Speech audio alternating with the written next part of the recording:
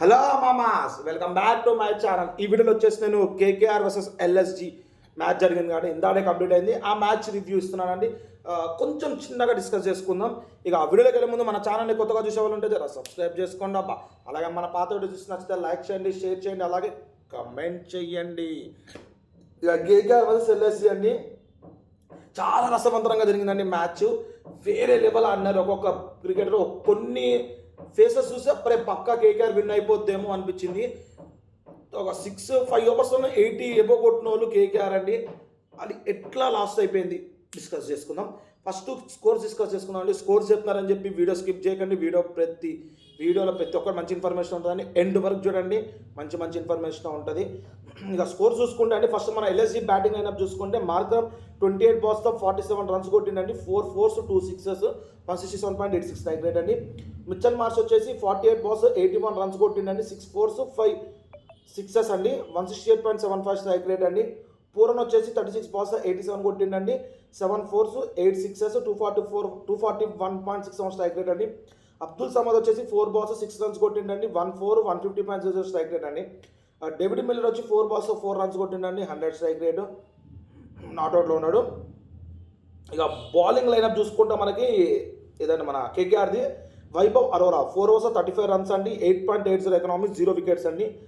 Spencer Johnson 3 overs వేసిండండి. 46 runs, 0 wickets, 15.30 strike rate అండి.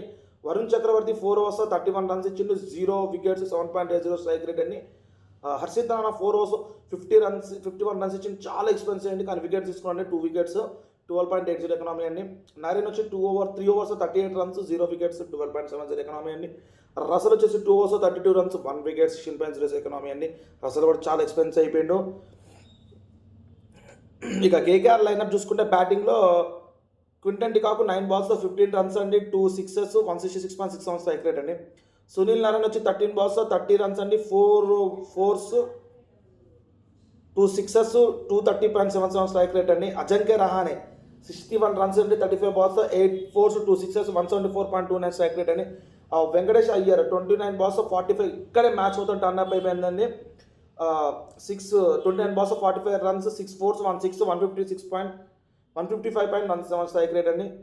Ramandeep Singh 2 balls 1 run కొట్టిండు, 50 strike rate. Raghuvanshi 4 balls 5 runs కొట్టిండు, 1 4 125.00 strike rate. Russell 4 balls 7 runs కొట్టిండు, 175.00 strike rate. Rinku Singh చాలా కష్టపడారండి last వరకు. 15 balls 38 runs కొట్టిండు, 6 4s 2 6s 253.33 strike rate అండి. Harshit Rana 9 balls 10 runs కొట్టిండు, 111.11 strike rate అండి. ఇక ఎల్ఎస్సి బౌలింగ్ లైనప్ చూసుకుంటే ఆకాష్ దీప్ వచ్చేసి మనకి 4 overs 55 runs ఇచ్చిందండి. 2 wickets, 13.80 strike rate అండి. శార్దుల్ ఠాకూర్ వచ్చేసి 4 overs 52 runs, 2 wickets, 13.00 strike rate అండి. Avesh Khan 4 overs 45 runs, 1 wicket, 11.20 strike rate అండి. దిగ్వేష్ 4 overs 33 runs, చాలా కట్టి చేసినండి రన్స్ అయినా. 1 wicket, 8.0 strike rate. 1 wicket main wicket తీసుకున్నాడండి. Ravi Bishnoi 4 overs 47 runs, 1 wicket, 11.80 economy. Digvesh ఏమో 8.20 ఎకనామీ అండి. నిన్న రీసెంట్గా జరిగిన మ్యాచ్ స్కోర్స్ అనేవి ఇట్లా ఉన్నాయండి.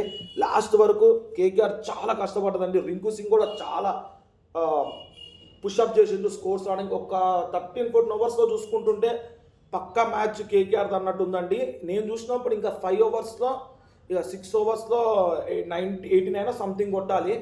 అది కొడితే పక్కా మ్యాచ్ కేకేఆర్దే, పక్కా మ్యాచ్ కేకేఆర్దే అనుకున్నాం. అప్పుడు మనకి 5 వైడ్లు వేసినా కానీ 5 bowler పై నేను చెప్పండి, మీ మ్యాచ్ చూసిన ప్రతి ఒక్కరికి తెలుస్తుంది. కమెంట్లో మెన్షన్ చేయండి ఏ బౌలర్ గురించి నేను మాట్లాడుతున్నానో. ఎందుకులే అండి, శార్దుల్ ఠాకూర్ 5 వైడ్లు వేసిండండి, కంటిన్యూ 5 వైడ్లు వేసి, కానీ మెయిన్ వికెట్ అజంక్య రహానే తీసుకున్నాడండి. తీసుకోగానే ఇక మ్యాచ్ అనేది ఒక మలుపు తిరిగిపోయిందండి. తర్వాత వెంకటేష్ అయ్యర్ అవ్వడం, ఇక అట్లా రఘువంశీ అవుట్ అవ్వడం, అట్లా అవుట్ అయిపోయేసరికి కేకేఆర్ చేతికి మ్యాచ్ అనేది జారిపోయిందండి. లాస్ట్ వరకు ఎల్ఎస్సి నుంచి కూడా చాలా మందికి హోప్ లేదండి. పక్కా ఎల్ఎస్సిదే మ్యాచ్ అనుకున్నారు, అదే కేకేఆర్దే మ్యాచ్ అనుకున్నారండి పక్కా లాస్ట్ వరకు. కానీ ఫ్యాక్ట్ ఒప్పుకోవాలి కదండి, అంతే ఏదైనా కానీ చాలా కష్టపడ్డారండి ప్రతి ఒక్కరు మ్యాచ్లో. ఆలింత ఇలంతా కాదు. ప్రతి ఒక్కరు చాలా కష్టపడ్డారండి మ్యాచ్ విన్ అవ్వాలని చెప్పి కేకేఆర్ ఎంత కష్టపడ్డదో ఎల్ఎస్జీ కూడా అంతే కష్టపడ్డదండి. చెప్తున్నా అండి, ఐపీఎల్ సీజన్ అనేది మనము చెయ్యలేము. మనకి ఎల్ఎస్జీ 238 కొడితే 239 టార్గెట్ అయితే మనకి కేకేఆర్ వచ్చేసి 234 కొట్టి అవుట్ అయిపోయిందండి. లక్నో సూపర్ జైంట్స్ 1/4 రన్స్ అండి. ప్రతి ఒక్కరికి ఐపీఎల్ చెప్పలేం కదండి, లాస్ట్ వరకు మొత్తం దమ్మిడి అయిపోద్దండి. అప్పటి వరకు కేకేఆర్ మ్యాచ్ అనుకున్న ఫట్న సడన్ జరిపోయింది కూడా అట్లాగే ఉంది కదండి. అప్పటి వరకు మ్యాచ్ అనుకున్న ఆర్సీబీ ఎట్లా విన్ అయింది, ఇది కూడా అట్లాగే విన్ అయిందండి. ప్రతి ఒక్క బౌలర్ తర్వాత వచ్చిన బౌలర్ కట్టు చేయడము, దిగ్విజేష్, ఇక శార్దుల్ ఠాకూర్, ఇక చాలామంది బౌలర్స్ ఉన్నారండి. అట్లా చెప్పుకుంటూ ఒక 2 బౌలర్స్ పేరు చెప్తానండి. ఏదైతే మనకి ఏమంటారు కేకేఆర్ని లైనప్ చేసి ఆపేసిందో, అదే కేకేఆర్ని ఓవర్ స్కోర్ చేయకుండా అజింక్య రహానే తర్వాత అజింక్య రహానే ఎట్లా అవుట్ అయ్యిండు అన్నీ చెప్తున్నానండి. ఒక్క 1 సెకండ్ ఉండండి, చెప్తున్నాను.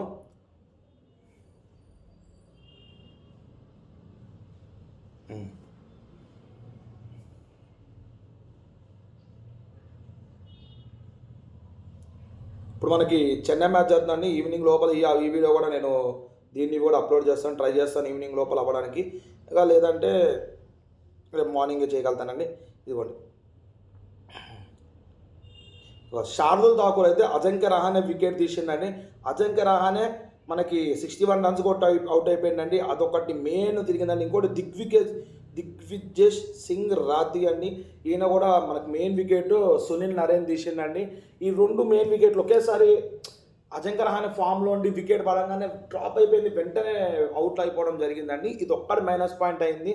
ఇక ఈ ఇద్దరు బౌలర్స్ చాలా key role okay, Shardul Thakur ఎక్కువ రన్స్ ఇచ్చినా కానీ మెయిన్ వికెట్ తీయడం వల్ల ఇట్లా మ్యాచ్ అని డ్రాప్ అయిపోయింది. కేకేఆర్ది 4 రన్స్తో ఓడిపోయారండి. 5 రన్స్తో ఓడిపోయారు. 4 రన్స్ కొడితే టై అయ్యేది. అంతే చేస్తూ ఉంటే ఐపీఎల్లో లాస్ట్ వరకు మనం ఏం అంచనా చేయలేమండి. ఇది కూడా అంతే అండి.